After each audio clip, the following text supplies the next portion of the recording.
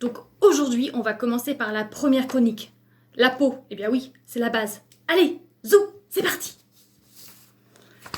La peau, en fait, c'est la frontière de l'organisme. Ce n'est pas une simple enveloppe qui recouvre le corps. Non, non, non, non, non. C'est une architecture complexe, un véritable organe qui remplit des fonctions multiples et bien précises. Avec une particularité, c'est d'être un organe visible. La peau est une étendue magique qui n'a pas encore livré tous ses secrets. Nous allons nous intéresser d'abord à sa structure, puis son aspect, et enfin son utilité pour vraiment faire le tour de la question. Tout d'abord, comment est-elle faite ? En fait, elle est formée de 3 couches, l'épiderme, le derme et l'hypoderme. Elles sont étroitement liées mais très différentes de par leur structure, leurs propriétés et leurs fonctions. En surface se trouve l'épiderme, dont la partie superficielle est faite de cellules mortes, c'est la couche cornée. En dessous de celle-ci, il y a 2 familles cellulaires. Les mélanocytes, oui je sais c'est un nom un peu alambiqué, en fait elles produisent la mélanine, qui est responsable de la couleur de la peau, et participe à la protection contre la lumière du soleil. Et il y a les cellules de Langerhans, en fait c'est le boss de l'immunité pour l'épiderme. En dessous de l'épiderme, on a le derme. C'est un tissu de soutien, c'est compressible et extensible. En fait, c'est l'élastique de l'épiderme.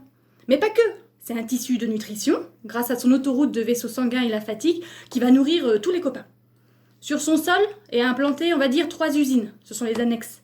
Il y a l'usine appareil pilosébacé, en fait on y trouve les poils, le gras y est fabriqué par les glandes sébacées, notre odeur identitaire, qui est produite par la glande sudoriparécrine, et le muscle faiseur de chair de poule, c'est le muscle pilosébacé. La deuxième usine, c'est la glande sudoriparécrine. Elle produit la sueur. Ouais, je sais, c'est dégueu. Mais quand même, il y en a 3 millions de glandes. On n'est pas prêt d'arrêter de transpirer. Cette glande, elle permet de réguler notre température corporelle. La dernière usine, eh bien c'est l'ongle. Elle protège nos petits doigts et nos petits orteils. Et ensuite, il y a plein d'arbres. Imaginez, en fait, ce sont des nerfs.